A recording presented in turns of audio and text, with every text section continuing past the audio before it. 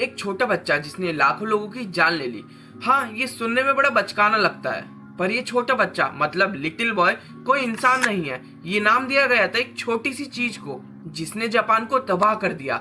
Japan के लोगों ने कभी सोचा भी नहीं होगा कि दुनिया में कोई ऐसी चीज भी एग्जिस्ट करती है। पर आखिर क्या था यह हमला?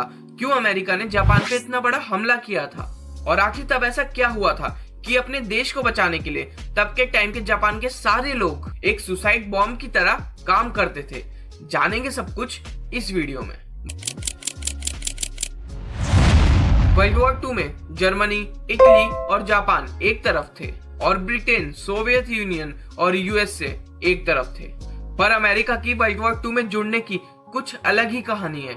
वर्ल्ड वॉर 1 में यूएसए ने काफी कुछ खोया था, जैसे कि पैसा और सोल्जर वगैरह। इसलिए इस बार वर्ल्ड वॉर 2 में अमेरिका ने सोचा कि भाई मैं नहीं लूंगा वर्ल्ड वॉर 2 में हिस्सा, मेरा बड़ा नुकसान होता है। पर जापान का सिर्फ एक अटैक जिसने जापान में एक ऐसा हमला करवा दिया जिसकी वजह से आज भी वहां के लोग डिसेबल पैदा होते हैं। कोई सुन नहीं सकता, कोई बोल नहीं सकता और किसी के पास हाथ और पैर ही नहीं है।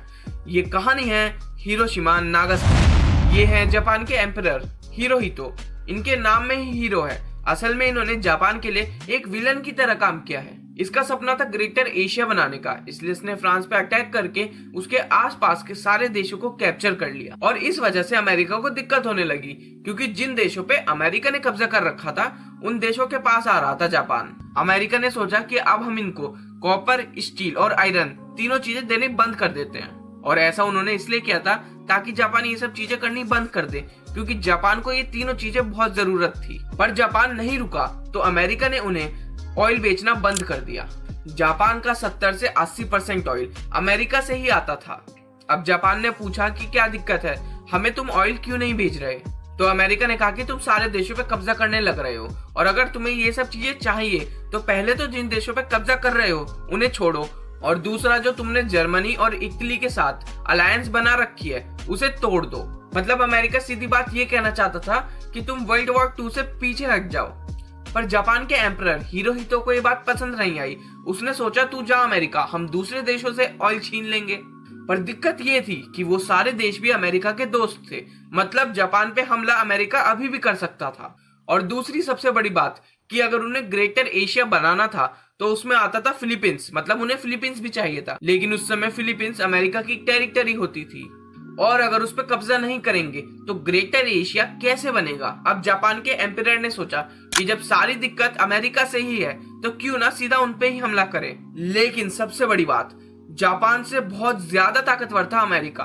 तो जापान ने एक बढ़िया स्ट्रेटजी बनाई। 7 दिसंबर 1941 को जापान के 350 नेवी एयरक्राफ्ट ने यूएसए के पर्ल हार्बर बे के मिलिट्री बेस पे हमला कर दिया, जिसमें यूएसए के 2000 से ज्यादा लोग, 19 नेवी शिप्स और 188 एयरक्राफ्ट खत्म हो गए। और हुआ भी ऐसा ही। उसी दिन जापान ने जाकर फिलीपींस पे कब्जा कर लिया। अभी तक तो अमेरिका चुप था कि मैं नहीं बनूंगा वर्ल्ड वॉर 2 का हिस्सा, लेकिन इस बिना किसी वार्निंग के अटैक के बाद अमेरिका डिक्लेयर करता है that they are officially joining the world war 2। December 7th, 1941, a date which will live in infamy. The United States of America was suddenly and deliberately attacked by naval and air forces of the Empire of Japan. The United States was at peace with that nation, and at the solicitation of Japan was still in conversation with its government and its emperor, looking toward the maintenance of peace in the Pacific. The attack yesterday on the Hawaiian Islands has caused severe damage to American naval and military forces. I regret to tell you that very many American lives have been lost. जब America ने Japan के खिलाफ war declare करी तो Japan ने पहले China और Britain के थोड़े हिस्से पे कब्जा कर रखा था, इसलिए ये दोनों भी जापान के खिलाफ वॉर डिक्लेयर कर देते हैं। और वहां पे दूसरी तरफ जर्मनी और इटली ने यूएसए के खिलाफ वॉर डिक्लेयर कर दी। अब इनमें बहुत वॉर हुई और जर्मनी और इटली दोनों हार गए। बचा तो सिर्फ जापान, पर जापान ने कहा मैं ऐसे हार नहीं मान सकता। इसलिए जापान के एम्परर हिरोहितो ने अपने देश के लोगों को एक गोले की तरह यूज किया। जैसे नॉर्थ कोरिया के लोग वहां के लीडर को सब कुछ मानते हैं, ऐसे ही तब जापान के लोग अपने लीडर को सब कुछ मानते थे। उसके लिए लोग मरने मिटने को तैयार थे। उन लोगों को ऐसे ब्रेन वॉश किया गया था कि अगर कोई वॉर नहीं करेगा या वॉर का अपोज करेगा तो वो सीधा देश के खिलाफ है और उसे मार देना चाहिए। और इन दी एंड वो सबको मार ही देते थे। उनको ऐसे बताया जाता था कि तुम्हारा तो काम ही ये है अपने एम्परर के लिए जान देना।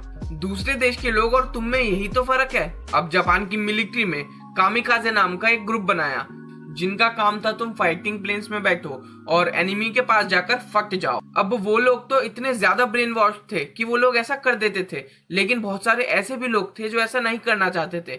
वो लोग अपने परिवार को लेटर लिखते थे कि ये सब चीजें हमारे साथ जबरदस्ती हो रही हैं, हमें यहाँ से निकलना है, पर हम यहाँ से निकल नहीं सकते। और दूसरी तरफ वहाँ की जनता को भी, चाहे बच्चा हो, बड़ा हो या फिर कोई औरत हो, उन सबको ट्रेनिंग दी जा रही थी एक सुसाइड बॉम्बर बनने की। अब उस समय जापान में भूखमरी, अनएम्प्लॉयमेंट, मतलब बुरी तरह देश की हालत खराब थी। तो अमेरिका ने सोचा यार अब वो लोग थक गए होंगे, जाके सीधा सब कुछ घेर लेते हैं। अमेरिका ने सोचा कि जमीन से होते हुए जाएंगे और सारे देश को घेर लेंगे। बट वहां पहुंचने के बाद जो हुआ वो अमेरिका के लिए भी चौंकाने वाली चीज थी और जापान उस लड़ाई को जीत जाता है।